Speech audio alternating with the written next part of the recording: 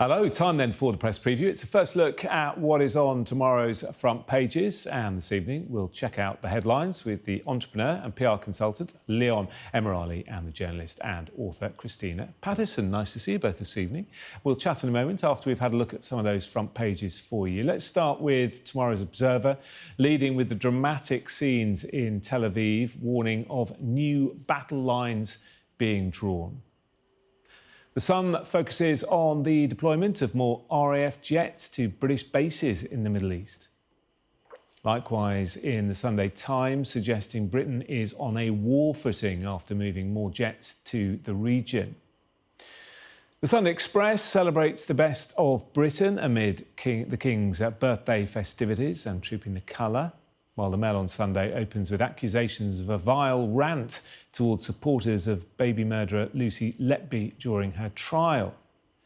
And the Sunday Telegraph begins with the Prime Minister's announcement of a full inquiry into grooming gangs. And we're joined tonight by Christina Patterson and Leon Emirali. Great. Lots to talk about. Obviously, Iran and Israel, the situation there really dominating the news this evening, dominating the front pages. The Sunday Times going with the headline, Britain on a war footing, which is a pretty scary headline. It's a very scary headline, yeah. It certainly caught our attention. I mean, you know, the world feels very, very unstable at the moment. And the question that's hovering in my head, and I'm sure in everybody's heads, is what's the exit for Israel from all of this targeting of Iran? We know that they want to eliminate their nuclear, their ability to fight any kind of a nuclear war, or at least to, you know, stop their developing nuclear weapons. But many of those nuclear weapons are buried deep under the ground, so 90 metres under the ground. They're not going to be able to target at that depth. And now they have apparently cleared the airspace over Tehran and are literally threatening to turn Tehran into essentially a fireball, which of course is, you know, all rubble, which is what they've already done in Gaza. So if I were Keir Starmer or any other Western leader at the moment, or indeed any sane human in the world, I would be very worried, because Iran is now saying it will threaten or attack any ally of Israel's, and we are, technically speaking, allies of Israel, even though we haven't been consulted in any way at all over this action. So Keir Starmer is having to take action. We have bases out there. They are at threat from Iran now. And knowing that you're sitting on a plane going to a G7 in Canada, knowing that decisions you make might affect whether young men and women are killed in the next few days, that must be a very frightening thing. Yeah, it really must. Certainly Downing Street saying this is a precautionary measure, obviously, but is it a sensible one? Well, I don't think we had much of a choice, Jonathan, in the sense that, you know, as Christina says, we are an Israeli ally, so therefore need to be seen as doing the right thing. I do think there's a wider question about how the international community reacts to this, and there's a big question mark, not necessarily over Downing Street, but over the White House, which will probably dictate Britain's next moves. And you know, we're led to believe that Donald Trump sort of gave us his blessing. He called it I think it was an excellent operation, and you know, that is going to weigh, I think, on Keir Starmer's mind as to what is the US role in this, which will ultimately dictate the UK's role, France's role, EU allies' role. But as Christine alluded to, you know, this is another theatre of war opening up around the world, and it is very, very dangerous. Yeah, and the images on the front of the Observer show more of that. New battle lines is their headline. It's interesting about Donald Trump, isn't it? Because he's been remarkably quiet, actually, publicly, uncharacteristically, on this issue. Exactly. This huge parade taking place in Washington overnight our time. He is due to address everybody there. He'll have to say something. We know he spoke to Putin on the phone today. 50-minute phone call. Yeah. I'm sure it just wasn't happy birthday wishes. You know, they will have been discussing this situation. Yes. But, I mean, it looks as if there's been a great face-saving operation, because it looks as if Netanyahu didn't consult America, and the story has changed on that. Initially, the story was that Israel went ahead without consulting America, which is a massive... I mean, apart from anything else, if this were a dinner party, it'd be a massive breach of etiquette. Obviously, we're talking about people being killed, and therefore it's much, much more serious than that.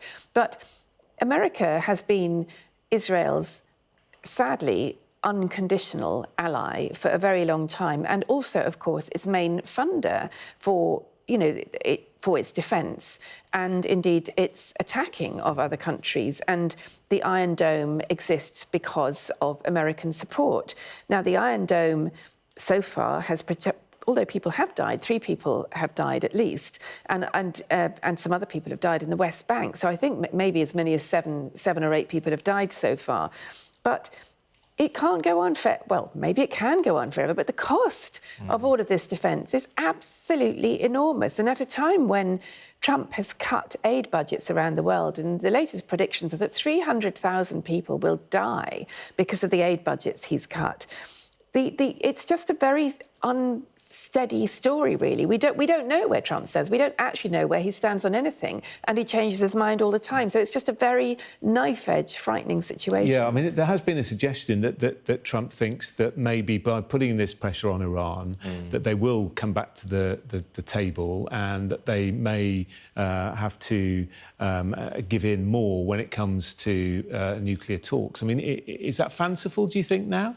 I don't see that happening, Jonathan. I see the opposite. I see Iran going hell for leather to equip themselves with a nuclear weapon. Yeah. And, they haven't entirely knocked out the nuclear programme in Iran. There are a number of facilities that are hard to penetrate because they're in bunkers. And, Iran are going to, I would imagine, withdraw from the negotiations with the US, withdraw from the international agreements around nuclear weapons and do what they can to protect themselves in the face of what looks like quite, heavy aggression. So, I do think there is an issue with that. And we are in this global environment where it seems as though the world's policeman has stepped back, and obviously the USA and Donald Trump playing that role, which they just have no interest in doing. Are they going to say to Netanyahu, was this the right thing to do? Are they going to ask Iran to get back round the table? Or are they just going to let it play out because it's not part of the America First, MAGA doctrine that Donald Trump has been elected to deliver? Well, you make a very good point, because a lot of people were listening to Trump in the run-up to the election saying that he didn't want America involved in wars, he didn't want to intervene in other people's conflicts, and yet here we are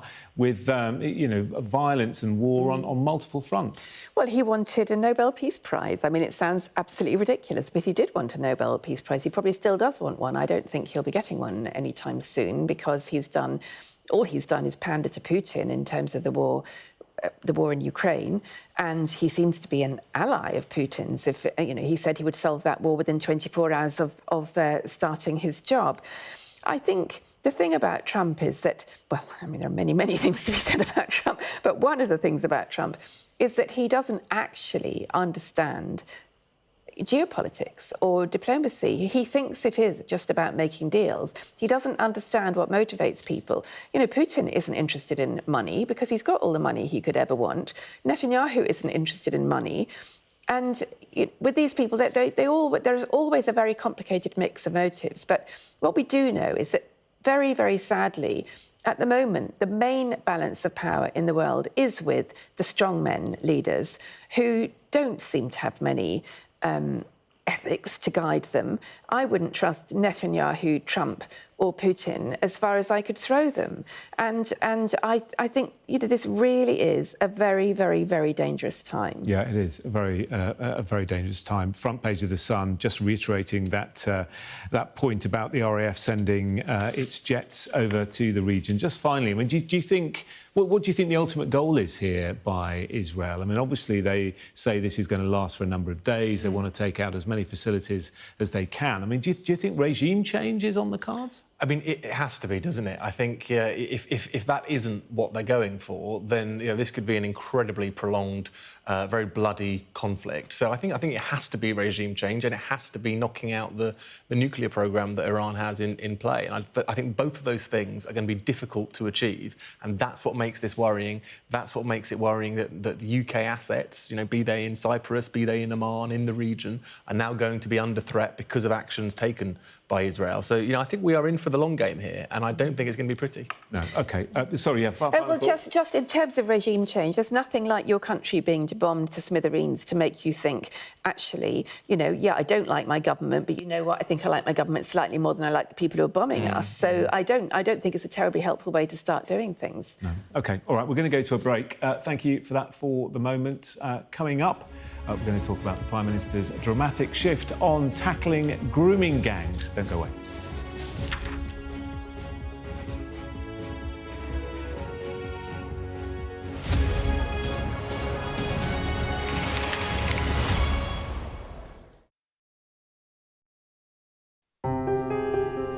I'm James Matthews and I'm Sky's US correspondent, based here in Washington, D.C.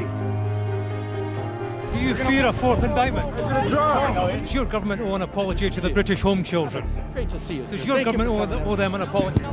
The fact that they were intercepted, does that indicate a military weakness on the part of Iran? No. Free, wherever you get your news.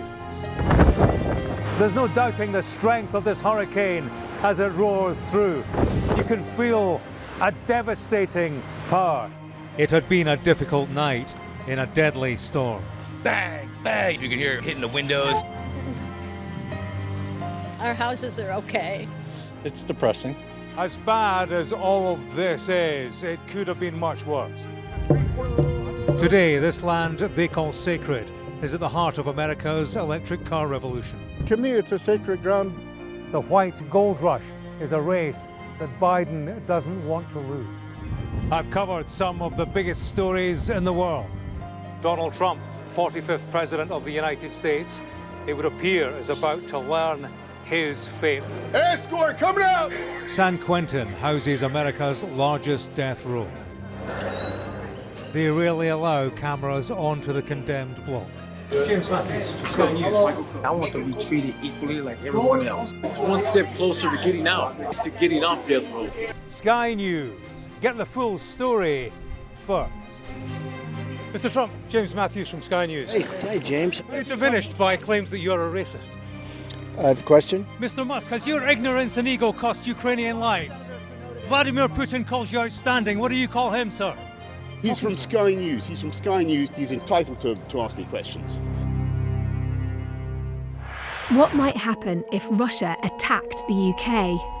This is clearly an enormous show of force. It is definitely out of the ordinary. We ran a war game with former ministers back in the hot seat. Ben Wallace. Amber Rudd. Jack Straw. It's the kind of war game that's genuinely tested inside government. The Russians are signalling that there may be an attack. Russia knows our weaknesses, but do you? I'm Deborah Haynes.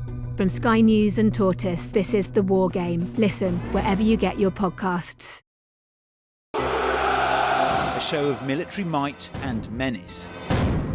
Why should the West trust you? Frankly, I don't care whether the West trusts us or not. Sky News. Get the full story first. Have a quick word for Sky News. Is the West right? Are you fueling Russia's war machine? American journalist Evan Gershkovich is on trial here, but was first on display. I'm Ivor Bennett, Sky's Moscow correspondent.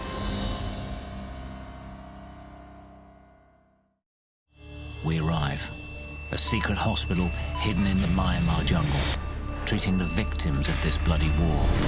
This is Myanmar today. Its military rulers don't want the world to see, but we have. I fight for my own future. I fight for my generation's future. This is an actual crime. They don't care for that. Myanmar army is only a couple of kilometers away. So this is a major humanitarian disaster.